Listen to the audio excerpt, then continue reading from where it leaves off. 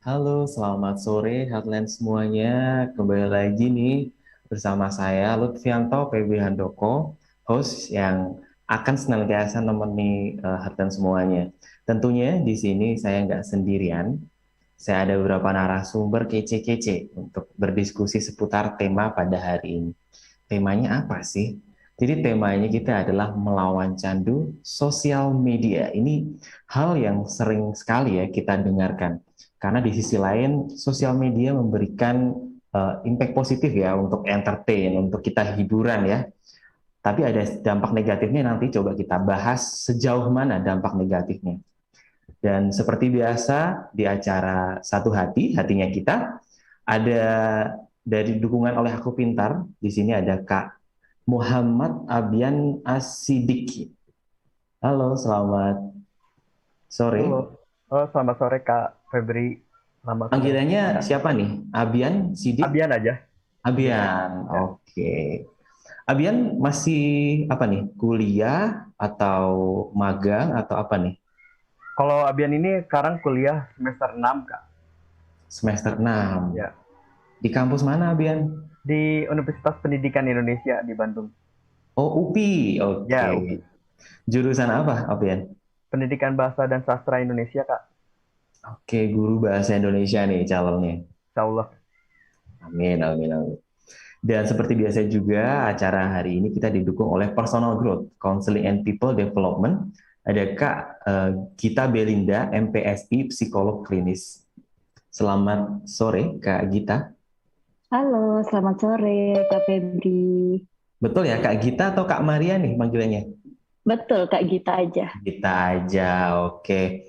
Oke, thank you Kak Gita udah hadir ya. Kita bakalan mengulas tadi ya, melawan candu sosial media. Nah, tentunya seperti biasa, saya nggak sendirian sebagai host. Ada teman saya, ada Kak Yohana Elizabeth Harjadinata. Selamat sore Kak Yo. Selamat sore, hotline. Ini sebenarnya signal saya agak on off nih Kak, tapi saya berusaha untuk stabil ya. Oke, siap Kak Yo. Ketemu kembali di Jumat sore. Oke,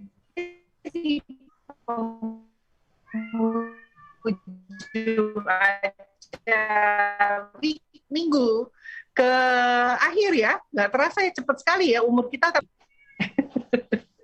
minggu Oke, tema akhir. kita sore hari ini apa Kak? Halo, Oke, benar nggak? sepertinya di Kak Yo lagi putus-putus tadi Kak Yo. Iya, ini signalnya agak kurang kayaknya. Ya. Oke, Oke, Kak Febri boleh jalan duluan. Sementara saya siap. mencoba signal saya ya Kak. Silakan Kak. Thank you Kak Yo sudah bergabung dan sudah berusaha mencari sinyal yang terbaik ya. Oke, seperti tadi yang kita akan berbicara talk show pada sore hari ini yaitu melawan candu sosial media. Nah, sebenarnya kalau kita berbicara candu itu sudah cukup konotasi negatif ya, karena kalau berbicara candu itu kan sampai ke obat terlarang seperti itu. Nah, Kak Gita, sebenarnya seberapa parah sih kok bisa dibilang candu gitu? Oke Kak Febri. Jadi ya memang betul tadi apa yang disampaikan oleh Kak Febri kalau candu itu memang konotasinya negatif. Kenapa sih bisa dikatakan kalau candu itu konotasinya negatif? Nah, kecanduan itu atau candu tadi bisa jadi sesuatu yang negatif karena dia sudah mengganggu aktivitas kita sehari-hari, sudah mengganggu hal-hal yang biasa kita lakukan menjadi tidak kita lakukan. Pokoknya sudah mengganggu keberfungsian hidup kita di kehidupan kita yang sehari-hari. Makanya kenapa kecanduan atau candu tadi bisa dikatakan sebagai hal yang konotasinya negatif. Oke, jadi Ya. sampai pada tahap mengganggu ya, mengganggu secara keseharian seperti itu. Betul. Ya, kalau kita berbicara candu, itu adalah segala sesuatu yang melebihi batas normal. Tetapi kendalanya berbicara candu di sini, itu merusak norma-norma tertentu yang mempengaruhi. Mungkin ya, misalnya kita berbicara misalnya candu terhadap sosial media gitu ya. yang pertama kali dibangun, lihat adalah pasti yang dicari gadgetnya. Melihat atau menjadi satu rangsangan merasa kok influence sedikit, kok saya tidak bisa mendapatkan perhatian dari netizen yang positif. Nah, kenyataan hal ini memang sekarang berkembang karena mau tidak mau tsunami digital. Bahkan di beberapa tempat pun digerakkannya digitalisasi literasi yang cukup kuat. Nah, bagaimana sih secara psikologi seseorang itu bisa tahu batasan normalnya dia tidak candu atau memang sudah termasuk golongan candu yang perlu ditangani secara psikologis dan klinis? Silahkan Kak Gita, mungkin bisa dibantu. Silahkan. Oke, tadi agak putus-putus. Jadi pertanyaannya tentang seputar bagaimana kita bisa mengetahui apakah perilaku yang kita tampilkan itu sudah termasuk kecanduan atau belum gitu ya? Betul, Ya. batasannya sampai mana tuh Kak Gita? Oke, batasannya itu adalah sampai perilaku itu sudah mengganggu keberfungsian kita sehari-hari. Jadi misalnya dulunya kita masih bisa nih kalau weekend kita kumpul-kumpul sama keluarga. Tapi sekarang ketika weekend kita jadi mengesampingkan hal-hal itu. Kita lebih memilih buat misalnya tidur-tiduran di kamar sambil scrolling media sosial. Akhirnya kita lama-lama bisa kehilangan circle pertemanan itu. Nah, jadi ketika hal itu sudah mengganggu kehidupan kita sehari-hari, sudah mengubah rutinitas kita yang awalnya rutinitasnya itu positif, membawa dampak yang baik bagi kehidupan kita, tapi tiba-tiba karena kecanduan, kalau dalam hal ini konteks yang kita bahas adalah kecanduan media sosial, rutinitas yang positif itu jadi hilang, seperti itu.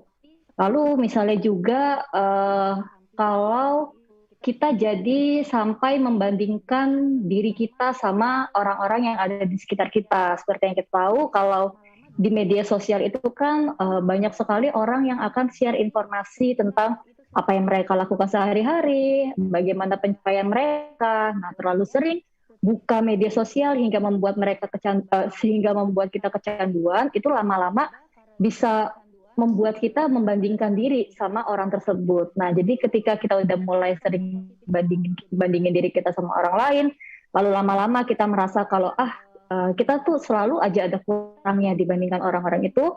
Nah, itu juga bisa menyebabkan hal yang negatif bagi kita. Makanya ketika hal itu sudah muncul, sudah terjadi, itu bisa dikatakan kalau kita udah mulai kecanduan nih, ini udah mulai berdampak buruk untuk kita. Oke, Kak Gita. Jadi batasan-batasannya lebih kepada ketika biasanya kita secara normal daily activity-nya kita bisa ketemu sama teman, kita bisa belajar mungkin atau melakukan aktivitas produktif yang lainnya. Tapi dengan adanya sosial media, terus akhirnya kegiatan itu nggak bisa dilakukan karena full nih waktunya, pikirannya, tenaganya ke sana aja. Itu sudah masuk ke kategori candu. Nah, pada sampai tahap ini kalau boleh tahu nih, ini aku pengen tanya ke Abian nih. Abian seberapa intens menggunakan sosial media? Terima kasih Kak Febri atas pertanyaannya. Untuk pertanyaan apakah berapa intensnya Abian dengan sosial media, itu bisa dikatakan kalau kemana-mana mau melakukan apa-apa, HP harus ada di genggaman Kak. Kalau Abian terus kalau sekarang. Bahkan kalau Abian mendengar suara notifikasi, otomatis tangan langsung meraih gitu handphone tersebut. Bahkan ngelihat lampu handphone kan sekarang ada light on, light off-nya gitu ya. Ada. Oh iya, betul. Itu langsung saya ngecek ada notifikasi apapun, meskipun dari operator, misalnya SMS operator, Abian tetap ngebukanya gitu. Terus Abian nggak bisa ngeninggalin HP lagi ngapain, misalnya lagi makan juga tetap sambil stay di HP. Abian bisa meninggalkan handphone itu ketika cuma mandi doang. Kalau misalnya tidur handphone disimpan di sebelah. Takutnya ada yang WhatsApp, takutnya ada yang ada notifikasi yang penting gitu yang Abian selalu nantikan gitu. Bahkan kalau Abian HP sudah low bat gitu ya, ini masih kategorinya HP low bat juga, Abian masih tetap memaksakan untuk tetap memainkan HP di kala low bat sambil dicas gitu. Itu sampai udah segitunya gitu kalau sekarang itu. dulu waktu zaman-zaman SMP, waktu SMP itu Abian masih belum megang HP gitu. Kegiatan apapun gitu, Abian bisa lakukan habisin waktu sama teman-teman gitu secara sosialisasi langsung. Kalau sekarang itu sosialisasi tetap ada tapi beralih ke lewat media sosial yang membuat tapi Abian tidak puas gitu, Pak. Kurang intens, malah saking intensnya membuat perasaan bersosial bersama teman itu kurang intens kalau di media sosial. Nah, itu yang sedang Abian alami sekarang, Kak. Jadi bingung sebenarnya emang kelebih apa ya? Harus globalisasi gitu yang memaksakan kita untuk mau gak mau gitu ya terperangkap gitu di dalam lingkungan seperti ini gitu. Oke, jadi kalau Abian ini kemana-mana ya, catatannya Iya, adalah kemana-mana harus ada handphone. Bisa lepas handphone kalau mandi aja gitu. Bahkan kalau tidur pun di sampingnya harus ada handphone yang standby ya, otomatis terkoneksi internet begitu ya, Abian ya. Iya. Dan kalau dari penjelasan dari Kak Gita tadi, apakah sudah ada tanda-tanda mengganggu aktivitas yang biasanya bisa seperti ini akhirnya nggak bisa dilakukan gara-gara kecanduan sosial media ini?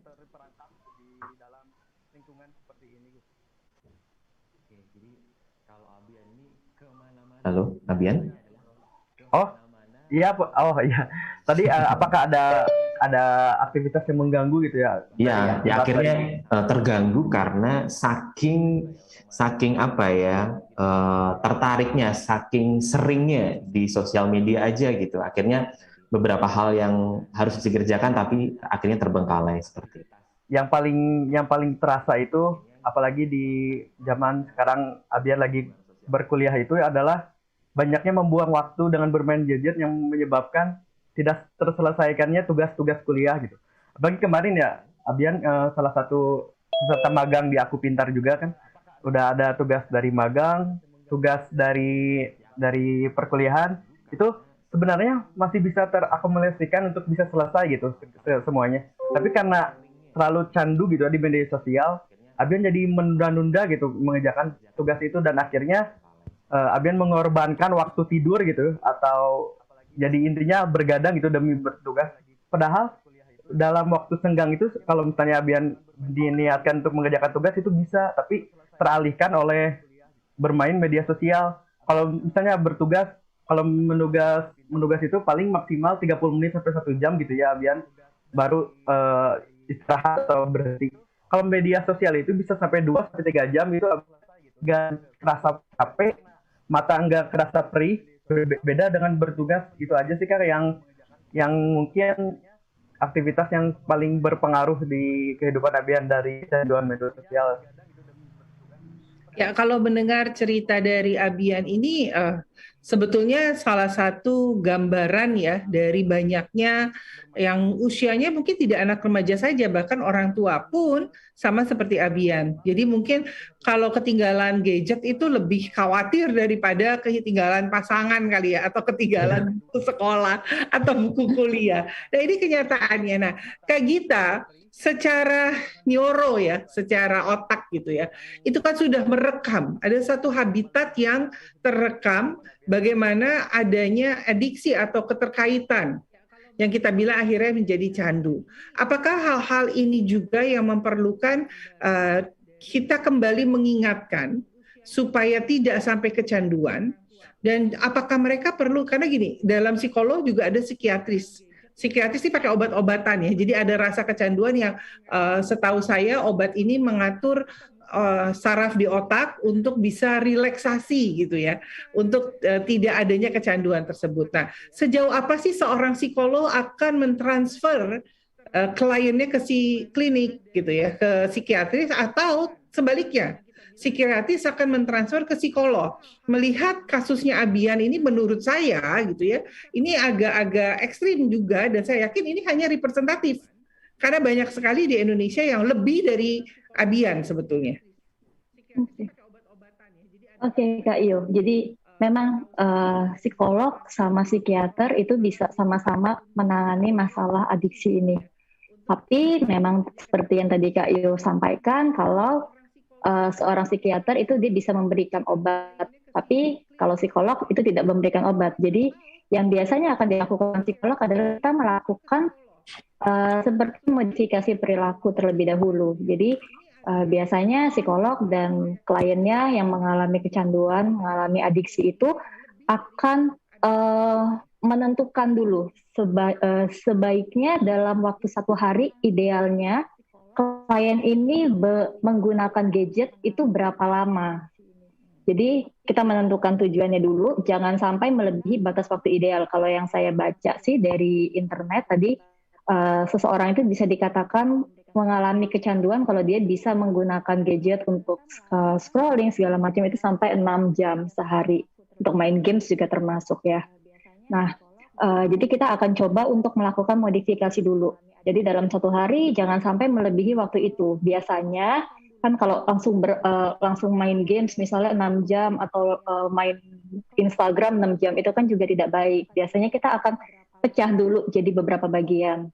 Nah, untuk anak-anak atau untuk anak remaja, bisa juga untuk orang dewasa, biasanya main games atau bermain media sosial ini semacam kita jadikan reward setelah dia berhasil melakukan aktivitasnya. Jadi misalnya tadi kalau Abian sebagai pelajar, tugasnya kan tentu saja belajar, mengerjakan tugas kuliah. Jadi kita bikin dulu perencanaan. Ini contoh ya, misalnya Abian harus belajar, harus kerjain tugas kuliah dulu dalam waktu 2 jam. Dalam waktu 2 jam itu, tolong handphonenya segala macam disimpan. Karena kalau kita nggak simpan, seperti yang tadi Abian bilang, bisa aja ada handphone getar dikit, kita akan tertarik buat ngecek dulu. Ketika kita udah ngecek, satu hal kita bisa terreinforce, tertarik lagi untuk mencari hal-hal yang lain. Jadi biasanya akan disarankan untuk simpan dulu gadgetnya itu. Nah, setelah berhasil, misalnya udah nih Abian udah belajar 2 jam, terus Abian akan diberikan kesempatan untuk kalau karena sudah belajar 2 jam, Abian sekarang boleh buka media sosial, tapi waktunya juga kita batasi, misalnya 30 menit ya, 30 menit. Habis itu kita melakukan lagi aktivitas yang lain. Setelah berhasil, akan kita berikan lagi, boleh lagi kesempatan untuk main media sosial 30 menit. Tapi ini kan prosesnya tentu nggak mudah. Jadi biasanya kita akan bikin step by step-nya gitu. Misalnya awalnya setiap belajar yang singkat dulu, setiap belajar 1 jam boleh main media sosial selama misalnya 30 menit. Setelah itu kita naikkan lagi setelah belajar 30 menit boleh main media sosialnya yang kita turunkan misalnya 20 menit. Seperti itu sampai mencapai batas waktu yang ideal. Nah, tapi kalau cara ini sudah nggak berhasil, misalnya klien ini tetap aja nih dia punya keinginan yang kuat banget untuk main media sosial sampai kita udah nggak bisa membantu lagi. Nah, biasanya itu baru akan dirujuk ke psikiater untuk dibantu karena butuh dengan penanganan obat lebih lanjut. Seperti itu. Biasanya juga kalau psikiater itu juga merujuk ke psikolog ketika dirasa kliennya ini nggak perlu obat, tapi lebih butuh seperti saran-saran apa sih step-step yang harus dilakukan. Jadi yang tingkat keparahannya masih belum terlalu parah. Seperti itu. I see. Oke, itu dari pandangan seorang psikolog dan psikiater gitu ya. Dan mungkin kalau dari sisi Abian, ada nggak mungkin agenda atau wacana buat mengurangi ya intensitas bermain gadget ini? Atau sebenarnya ini lebih pada menikmati gitu? Sebenarnya Abian juga udah sadar kalau Abian tuh sedang mengalami kecanduan media sosial gitu. Abian sudah sadar. Oleh sebabnya Abian coba diinisiasikan dengan Abian banyak mengikuti kegiatan-kegiatan bersama organisasi-organisasi seperti itu. Terlebih Abian banyak mengampu beberapa tanggung jawab gitu ya di organisasi. Nah, dari banyaknya organisasi yang Abian ikuti, Abian bisa bisa misalnya bertemu dengan organisasi secara langsung, itu bisa mengurangi gitu ya intensitas Abian menggunakan media sosial. Tapi yang jadi masalah di masa pandemi ini kan membuat kita beraktivitas sosial itu secara luring terbatas gitu. Organisasi-organisasi yang Abian ikuti, segala rapat dan sebagainya dialihkan menjadi daring gitu. Jadi sama saja gitu, apalagi sekarang masih diberlakukannya PPKM dan sebagainya. Di kota Abian, di Sukabumi juga aktivitas secara luring masih terbatas gitu. Itu kan membuat kita terpaksa harus kembali lagi ke lingkungan media sosial itu sendiri gitu. Jadi sebenarnya jadi bingung gitu. Abian tuh udah berniat untuk mengurangi media sosial dengan bersosialisasi secara langsung bersama teman-teman gitu. Tapi dengan keadaan yang seperti ini gitu ya, membuat Abian juga harus kembali lagi berkecimpung di media sosial. Nah, tapi sejalannya waktu Abian melakukan aktivitas bersama teman-teman sih, kayak bermain, misalnya ketemu sama teman-teman udah membuat perjanjian gitu. Kalau ngumpul jangan ada yang megang HP, jadi HP itu dikumpulin di tengah-tengah gitu, jangan terus dimatiin gitu HP itu. Nah, Abian sama teman-teman ini sampai melakukan hal seperti itu kalau setiap bertemu gitu. Tapi karena terbatas, jadi nggak bisa sering gitu untuk intensitas ketemu secara langsung gitu, Kak. Oke, ini satu yang menarik ya. Saya juga pernah melihat, misalnya kalau tadi kan Abian bilang kalau kumpul HP dikumpulin gitu, gadget ya. Saya juga pernah melihat satu iklan gitu ya, yang dikatakan misalnya masuk ke dalam satu restoran, tidak boleh bawa, bahkan handphone tidak boleh nyala gitu. Jadi harus silent. Kalau misalnya nyala didenda atau dapat diskon gitu ya, khusus yang ada di sana tidak bisa. Nah, ini adalah satu trik-trik atau kiatan untuk merubah seseorang untuk tidak terlalu addicted. Tapi satu sisi yang Abian cerita, ada satu keharusan yang mau nggak mau memang dilibatkannya media sosial. Ya baik itu sekolah, baik itu pelajaran. Nah, tadi Kakak Gita juga bilang orang itu dikatakan kecanduan kalau sudah lebih dari 6 jam. Nah, ini kalau kita ngomong anak kuliah, anak SMA. Tapi di dunia pekerjaan, banyak sekali orang-orang yang juga mengeluh bilang sejak offline, sejak online, pekerjaan mereka menjadi 24 jam. Tidak 8 jam lagi. Ya, saya pun merasakan demikian. Misalnya bisa aja tuh jam 9 jam 10 malam masih depan laptop, masih ada Zoom meeting atau apa gitu. Nah, bagaimana sih gitu loh. Kalau hal ini apakah masih dikatakan kecanduan? Sementara need-nya memang di situ. Nah, ini gimana Kak Gita? Oke, jadi durasi yang tadi saya sampaikan yang 6 sampai 8 jam tadi adalah durasi di luar kebutuhan kita. Di luar kebutuhan kita sehari-hari. Jadi kalau sekarang tentunya lagi semuanya serba online gini, kebutuhan untuk bermain, untuk menggunakan sosial media, untuk menggunakan internet tentu akan meningkat. Tapi kebutuhan untuk menggunakan sosial media itu kan bisa sesuatu yang dipisahkan dengan menggunakan internet. Jadi misalnya menggunakan internet ya udah untuk browsing aja, misalnya tentang artikel-artikel yang dibutuhkan untuk tugas kuliah. Tapi kalau bermain sosial media itu kan lebih misalnya untuk stalking orang segala macam. Jadi yang kebutuhan tadi untuk membaca di internet, mencari artikel jurnal itu nggak termasuk ke dalam durasi 6 sampai 8 jam itu, karena itu merupakan salah satu kebutuhan yang memang harus dipenuhi sebagai pelajar. Begitu juga kalau orang yang bekerja, Zoom meeting itu kalau misalnya dia melakukan Zoom meeting lebih dari 6 jam dalam sehari, ya itu tidak dikatakan kecanduan karena itu merupakan tuntutan pekerjaan. Dan jadi yang dikatakan kecanduan itu apabila orang itu menggunakan waktunya yang 6 sampai 8 jam tadi untuk stalking di media sosial terkait hal-hal yang tidak berhubungan dengan pekerjaannya. Misalnya cari tahu tentang kegiatan artis seperti itu. Oke. Nah, pernyataannya gini Kak, kan kita bilang ya sesuatu terjadi karena kebiasaan. Tadinya kita tidak biasa memakai gadget, tidak biasa untuk berhubungan dengan media apapun yang berurusan dengan internet gitu ya. Nah, tapi karena terjadinya pandemi, kita diwajibkan dengan dunia pekerjaan, walaupun tidak dikatakan kecanduan, karena itu menjadi kewajiban. Tapi lama-lama menjadi suatu kebiasaan. Saya nggak bilang itu karakter ya, karena beda kebiasaan dengan karakter. Menjadi suatu kebiasaan yang akhirnya, itu tadi saya bilang, pada bangun tidur, yang dicari adalah gadgetnya duluan. Nah, kebiasaan ini apakah membentuk nilai kecanduan tersebut menjadi kecanduan?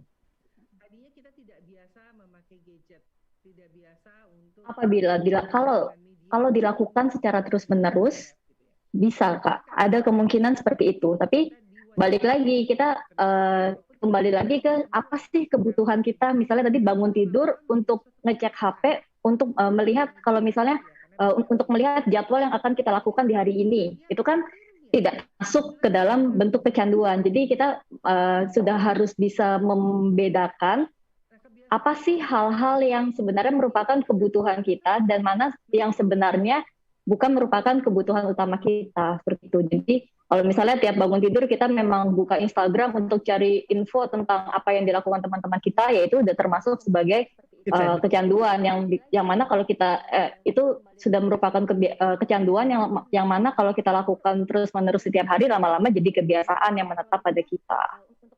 Seperti itu. Menarik nih Kak Gita ya, di mana sebenarnya ada perpotongan antara yang dinamakan pekerjaan ya, memang membutuhkan internet, entah itu Zoom dan sosial media yang lainnya, dengan nggak ngapa-ngapain atau istilahnya cuma scrolling aja gitu. Nah, terkadang nih Kak Gita, di beberapa pekerjaan, terutama di bagian kreatif ya, anak-anak medsos zaman sekarang,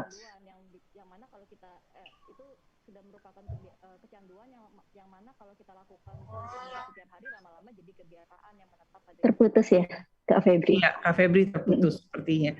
Oke, semoga segera bersambung lagi dengan kita. Memang ini salah satu kendala ya, kalau kita dalam keadaan dulu kita wajib datang ke studio, tapi sekarang sejak pandemi kita punya pilihan gitu ya. Ini salah satu kendala. Semoga Kak Febri segera tersambung dengan kita. Nah, Abian, mendengarkan tadi kita ngobrol gitu. Apa sih yang tersirat oleh Abian sendiri? Apakah ada ingin sesuatu yang ditanyakan mungkin ke Kak Gita gitu, atau mengikuti dulu nih? Saya ada yang ingin ditanyakan gitu kan. Tadi kan dari psikolog itu memberikan dari segi psikis, sedangkan psikiater ada berupa obat gitu.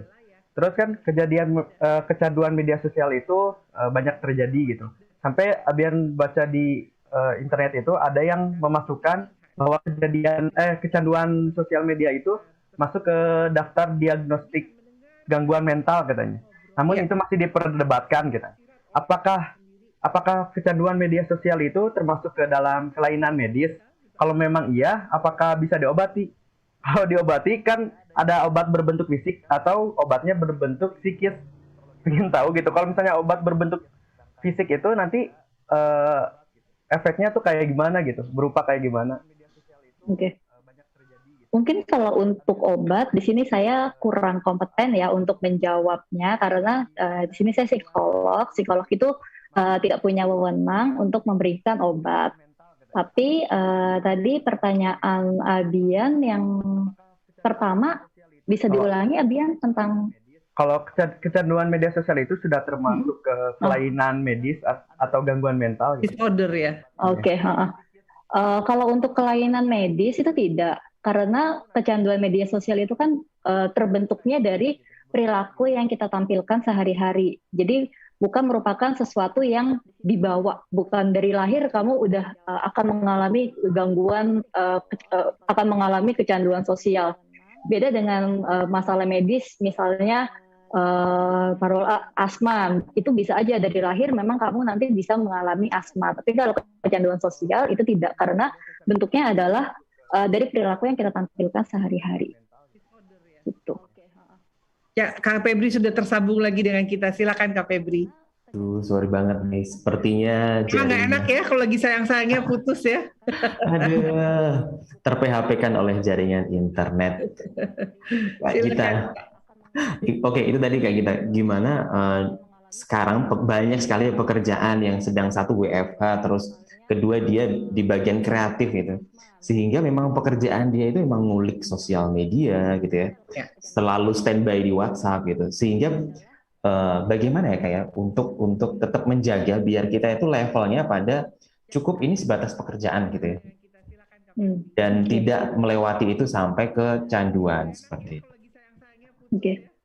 Jadi kalau memang pekerjaannya adalah mengharuskan dia untuk mencari konten-konten di media sosial, tentunya itu kan bukan merupakan kecanduan ya Kak, tapi lama-kelamaan kalau dibiasakan, kalau terjadi terus-menerus ya memang bisa mengarah ke situ.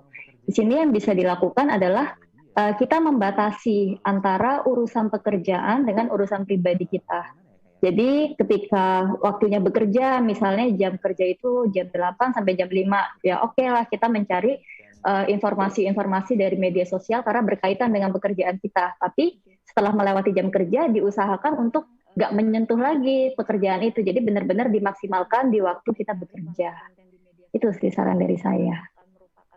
Menarik tuh. Jadi memang, tapi itu tadi ya tidak mudah merubah kebiasaan. Karena kan gini, kalau yang ini kontennya Kak Febri ya, dia mencari tahu stalking gitu, karena dia harus mencari data sebagai proses pekerjaan. Nah ini kan udah menjadi kenikmatan, dan apalagi kalau dia mengidolakan seseorang.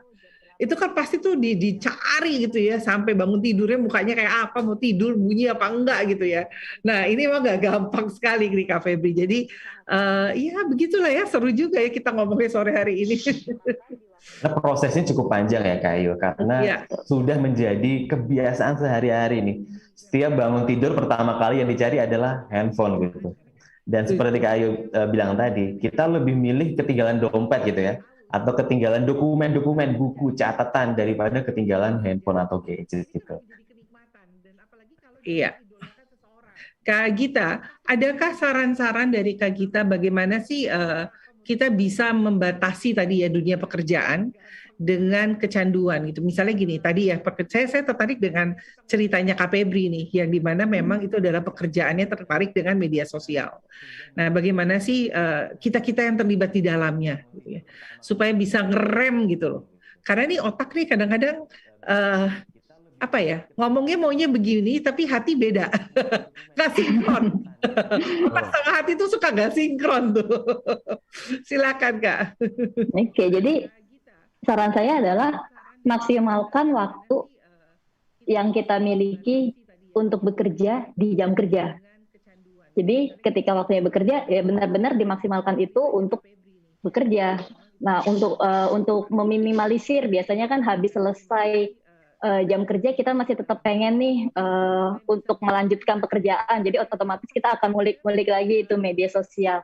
Nah, untuk meminimalisir ini bisa diakali dengan kita sendiri yang membuat jadwal pribadi buat kita. Apa sih yang kita lakukan setelah kita selesai bekerja? Kalau saya biasanya saya akan meluangkan waktu buat pertama kumpul sama teman-teman dulu, atau kumpul sama keluarga, atau bisa juga dengan melakukan kegiatan-kegiatan yang saya suka, misalnya dengan baca buku seperti itu. Nah, tapi ketika kita melakukan aktivitas-aktivitas itu, kita usahakan untuk nggak terdistraksi dengan handphone kita. Jadi bisa aja kita men-silent handphone itu, atau handphonenya kadang kalau saya suka saya balik gini, jadi notifikasinya kan nggak muncul gitu. Jadi apapun yang dilakukan agar pikiran saya tuh nggak ke handphone. Kadang juga saya taruh di tempat yang beda. Misalnya saya ada di ruang tengah gitu di depan TV, dan handphonenya ini saya taruh di kamar dan saya nggak buka-buka lagi. Jadi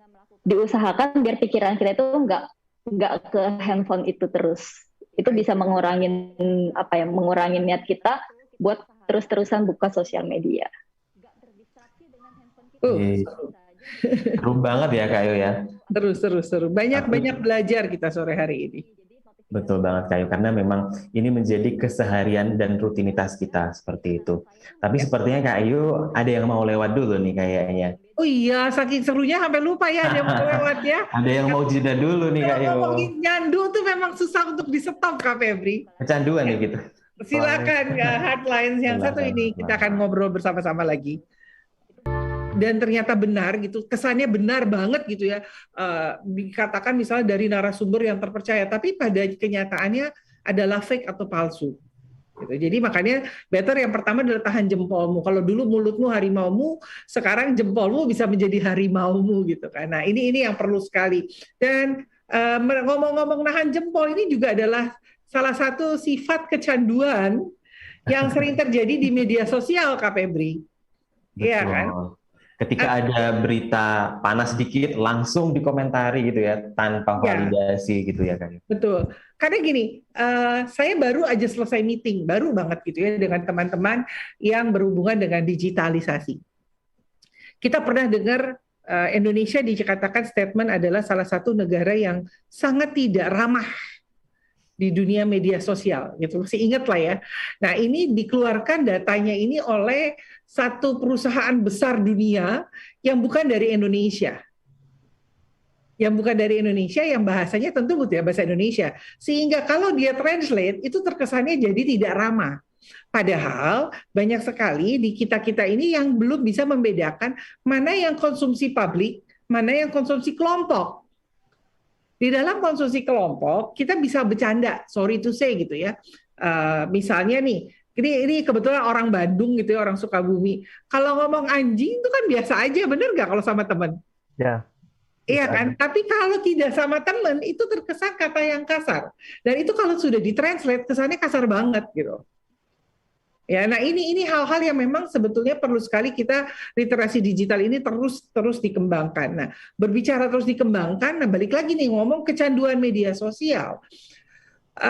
Orang juga sering latah, apalagi media sosialnya saya setelah ya, yang lagi ngetop-ngetopnya misalnya TikTok, gitu. Apa-apa di TikTokin, apa-apa dibikin konten gitu ya. Kalimatnya cuma satu, tapi yang bisa bikin kalimat itu bisa macam-macam gaya. Itu ada satu tren, ada rasa percaya diri. Gimana sih Kak Gita? Sementara satu sisi dia tidak ingin kecanduan, tetapi di satu sisi dengan melakukan itu ada rasa diterima, accepted terhadap diri sendiri sebagai pribadi. Nah, ini gimana nih secara psikologisnya? Ayo lu. Seru kan? Betul. Jadi memang penerimaan acceptance dari orang itu kan memang sangat dibutuhkan oleh manusia. Jadi misalnya kita ngeposting sesuatu lalu kita dapat likes-nya itu banyak, kita akan termotivasi untuk bikin konten lagi yang bisa yang bisa membuat jumlah likes kita at least tetap kalau bisa bertambah.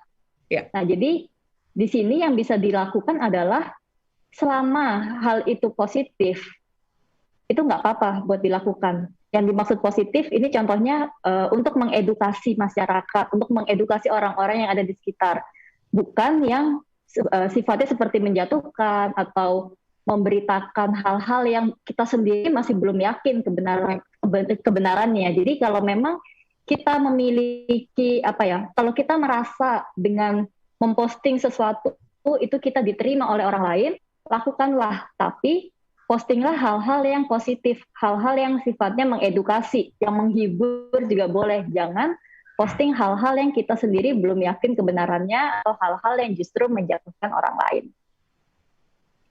I see, siap. Baiklah kalau begitu. Silakan Kak Febri. Dari tadi kan kita berbicara tentang candu sosial media yang impact-nya ke hal negatif nih Kayu. Sampai lupa bersosialisasi, waktu istirahatnya berkurang, dan hal lain-lainnya. Tapi sebenarnya di satu sisi kan memang proses digitalisasi ini menaruh kita pada wadah digital ini gitu. Nah, sebenarnya ada nggak sih? Mungkin dari sisi Abian dan sisi Kak Gita, silakan bisa menanggapi dua-duanya. Sisi positifnya gitu ya, dari adanya sosial media ini atau ketergantungan kita dengan sosial media. Adakah sisi positifnya? Silahkan, dari Kak Gita boleh. Oke, pastinya ada dong Kak. Pasti banyak banget kok sebenarnya sisi positif yang bisa kita dapat dari media sosial. Saya sebut beberapa aja ya. Yang pertama, misalnya media sosial ini bisa memudahkan kita kalau mau berinteraksi sama teman. Kita bisa ketemu sama teman-teman kita, misalnya yang udah dari zaman SD, kita masih bisa ketemu di sosial media. Teman-teman kita yang tinggalnya misalnya di negara yang beda, di daerah yang beda, kita masih bisa ketemu lewat sosial media. Jadi sebenarnya sosial media itu bisa mempermudah interaksi kita. Jadi kita nggak terbatas aja. Jadi kita nggak terbatas untuk berinteraksi dengan orang yang itu aja. Kayak sekarang juga kita bisa kan meeting di mana aja, kapan aja, dengan orang mana aja. Nggak perlu berkumpul di satu ruangan seperti dulu. Jadi itu adalah hal positif dari sosial media yang pertama. Terus yang kedua, sosial media itu juga memudahkan kita buat memperoleh informasi.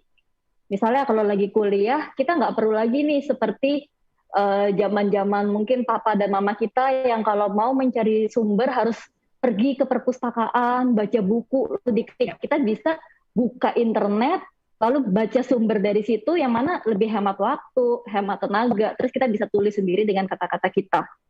Jadi dua itu sih untuk sebenarnya sosial media itu mempermudah kok kehidupan kita sehari-hari dalam hal pertemanan tadi, lalu dalam hal kalau kita mencari-cari sumber informasi. Jadi asalkan kita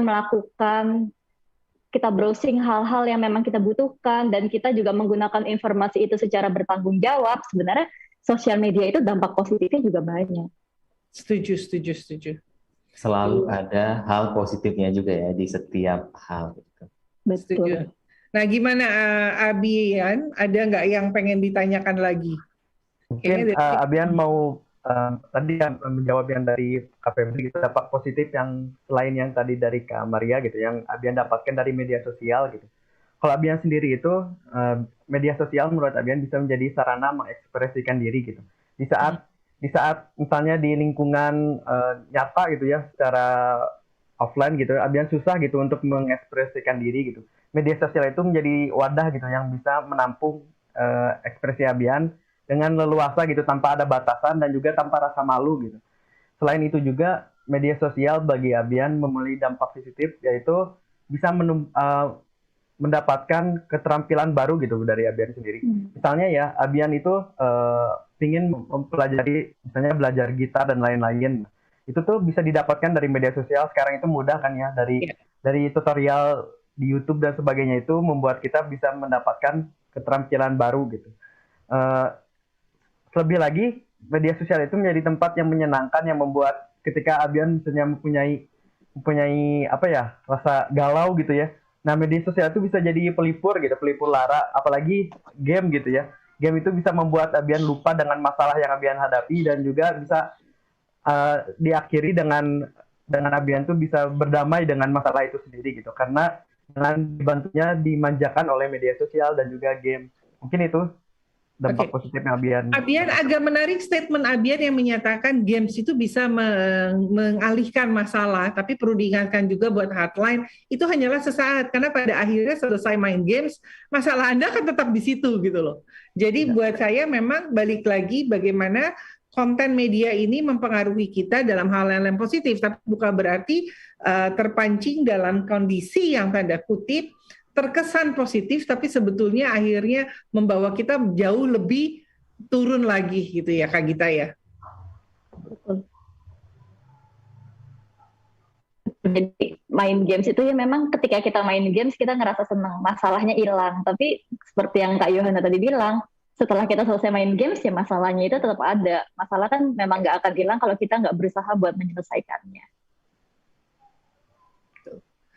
Ya. Kak Febri sendiri pernah punya pengalaman nggak dengan media sosial? Karena kan nih Aku Pintar ini salah satu aplikasi yang bermain di media sosial sebetulnya.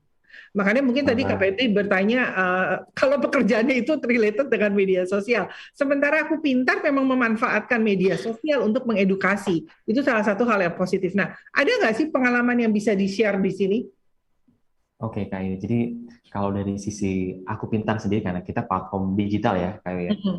Jadi kita juga harus ramah di sisi online-nya gitu. Kalau dulu waktu sebelum pandemi kita juga masih ada opsi untuk datang ke sekolah gitu ya, dan yang lain sebagainya, pameran ya. Tapi sekarang setelah pandemi semuanya dialihkan secara online. Di sini kita lebih filternya lebih kepada mencoba mencari sosial media ini kan ibaratkan jungle ya, ada macannya, ada kelincinya juga sih. Ada rusanya, tapi ada buaya juga gitu. Jadi kita memposisikan diri sebagaimana ada banyak loh konten-konten yang bisa dikatakan ya kurang edukatif atau hoax dan yang lain sebagainya. Nah, kita sebagai platform edukasi, kita juga harus ngasih konten-konten yang berbobotnya nih, konten edukatif yang menyenangkan gitu ya, ala sosmednya. Kadang ya ada goyangannya dikit, ada guyonannya dikit, tapi tetap dalam frame-nya adalah edukasi seperti itu. Itu sih Kak Ayu yang menarik di Aku Pintar adalah ketika semuanya semuanya harus di online kan kayak gini adalah kita harus ikut membanjiri konten positif di tengah beberapa konten negatif yang ada di dunia jagat maya kita ini. Bagus sekali ya. Jadi memang sebetulnya banyak platform-platform yang bisa dipakai menjadi satu media sosial yang positif. Jadi Kak Gita, pertanyaan saya nih, ini kan kita lihat banyak platform-platform, salah satunya Aku Pintar yang memang memberikan nilai edukasi yang tinggi. Bahkan untuk IG, Reels, TikTok pun banyak yang positif-positif. Nah, bagaimana sih gitu ya, nilai kecanduan itu juga ternyata membawa kecanduan yang positif. Memungkinkan nggak? Karena dari tadi kita ngomongin negatif terus gitu loh. Apakah mungkin gitu kecanduan itu juga membawa ke suatu hal yang positif? Memungkinkan dong, Kak.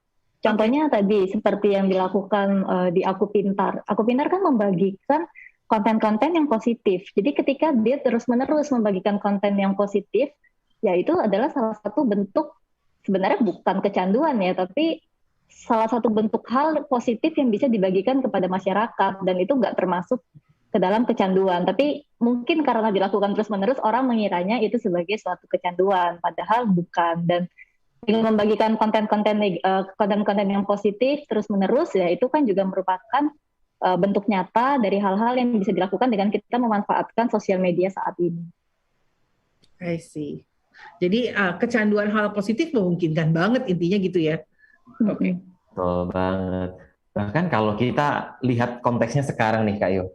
Dulu kalau kita harus siaran ya, harus ke studionya nih, menghadirkan Abian yang di Sukabumi, Kak Maria mungkin dari mana nih? Tangsel, mana nih? Atau dari Jakarta. Dari Jakarta gitu ya, ke lokasi gitu ya. Ada waktu, ada akomodasi dan yang lain sebagainya. Dan sekarang kita tinggal klik nih di aplikasi gitu ya. Udah ketemu aja nih sama narasumber yang lain. Bahkan saya dari Surabaya nih bisa langsung ketemu di sini gitu. Asik. Jadi ada aja dampak positifnya. Oke, nah Kak Febri, aku sedikit tanya nih sama Kak Febri, berbicara Aku Pintar yang konotasinya juga bergerak di media sosial, dan saya tahu banget dari lahirnya Aku Pintar sampai hari ini terus berkembang pesat ya, peminatnya, kunjungannya gitu. Artinya kan menjadi salah satu platform yang membantu nilai edukasi. Tidak hanya ada Aku Pintar, masih banyak pintar-pintar yang lain gitu ya, yang ada di dunia maya ini, dunia gadget gitu ya. Gimana sih perasaan Kak Febri melihat perkembangan baik anak SMA, SMP, bahkan mahasiswa yang mau nggak mau terlibat? Apakah Kak Febri juga melihat signifikan grafik yang tinggi untuk hal positif dalam tanda kutip kecanduan mencari ilmu? Oke, dalam tanda kutip mencari ilmu. Iya. Jadi mungkin sedikit cerita ya Kak Ayu ya, kalau di bidang edukasi mungkin berbeda di bidang misal e-commerce ya. Dalam artian langsung kelihatan penjualan dan yang lain sebagainya. Kalau bidang pendidikan kita ngasih edukasi sekarang, bisa jadi manennya ini, kepintarannya si anak ini, atau mungkin kebermanfaatannya anak ini 5-10 tahun ke depan. Jadi kita kayak ya harus sabar-sabar dan menunggu nih untuk kedepannya dia lebih baik. Jadi kalau di sisi Aku Pintar kita Kak Yo ya, karena visi dari awal kita juga memang pengen berkontribusi ya di bidang pendidikan. Jadi kami dari Aku Pintar ini ngerasa nyaman-nyaman aja gitu ya. Apapun perubahannya, entah dulu waktu masa PPKM, bahkan sekarang waktu mau sekarang hybrid ya sekarang ya. Iya. Masuk transisi ya gitu ya. Kita pun malah mencoba menyediakan berbagai platform yang mencoba menggabungkan itu. Keduanya baik pun online maupun offline seperti itu. Jadi sejauh ini dengan Kak Iyo ya, tanggapan dari user kita sangat-sangat apresiasi ya. Termasuk sekarang user yang paling baru itu adalah Bapak Ibu Guru nih Kak Ayu. Kalau dulu kan usernya hanya siswa. Jadi kita sekarang melihat dari user Bapak Ibu Guru setiap hari kadang curhat, ini di sekolah kendalanya seperti ini. Gitu kita senang banget gitu. Kalau di sisi siswa itu yang paling mengesankan adalah Kak Ayu, ketika dia setelah nanti ada ujian nasional. Kalau sekarang udah nggak ada ujian nasional, adanya misal ujian masuk perguruan tinggi negeri gitu ya.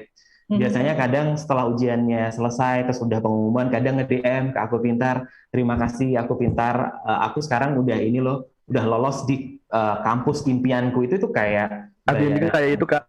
Abian juga gitu. Oh, Abian produk Aku Pintar tuh. Ya, Abian tuh kenal Aku Pintar dari kelas 12 SMA waktu itu di kenalnya sama teman. Nah, udah itu tuh di situ kan ada tes kepribadian dan hal sebagainya. Terus dan Abian menemukan passion Abian di dunia sastra itu termasuk juga dari Aku Pintar itu. Alhamdulillah gitu. Ternyata jodoh gitu, Abian juga jadi anggota magangnya gitu di kuliah. Jadi kebetulan jadi akun Abian itu udah dari tahun 2018 kalau misalnya akun Pintar. Ya Oke, itu senang termasuk. sekali ya. Oke, senang sekali ya. Terima kasih sore hari ini kita sudah bersama-sama dari Muhammad Abian Asikik ya dan maka Maya Maria Gita dari Personal Growth. Nggak kerasa nih Kak Febri sudah di penghujung acara, sudah Benar di banget Kak. pukul 5 sore waktu Indonesia bagian Barat. Ya, kita bisa simpulkan sebetulnya yang dinamakan kecanduan adalah sesuatu yang melebihi batas pada umumnya. Tetapi kadang-kadang kita juga perlu melihat kecanduan ini apakah prosesnya adalah suatu kebutuhan yang membuat seseorang menjadi candu atau memang tidak ada kebutuhan tetapi mencari. Nah, hal ini yang perlu kita awasi supaya kita bisa membawa diri kita pada tempatnya.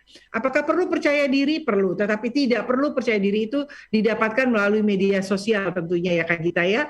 Bagaimana percaya diri itu juga bisa didapatkan dari lingkungan bersosialisasi di teman-teman kita, di keluarga kita, di sahabat-sahabat kita yang bertemu langsung gitu. Nah, ini perlu kita tanamkan karena proses tumbuh kembang remaja, dewasa, bahkan orang tua pun itu tidak lepas dari proses sosialisasi yang beradaptasi langsung dari satu dengan yang lain, bukan dengan media sosial tentunya.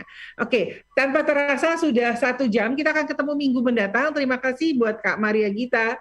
Buat Abian, sukses selalu. Semoga bisa mulai ngerem. Terima kasih Ya, Abian, Kak Maria. jangan Semoga sampai keterusan bangun tidur langsung dicari gadget ya. Senang sekali. Terima kasih Kak Febri. Akhirnya saya Yohana Elizabeth Harjadinata beserta rekan saya. Lutfianto Febri Handoko. Sampai ketemu Jumat mendatang dalam Satu Hati. Hatinya Hatinya kita semua. Selamat sore.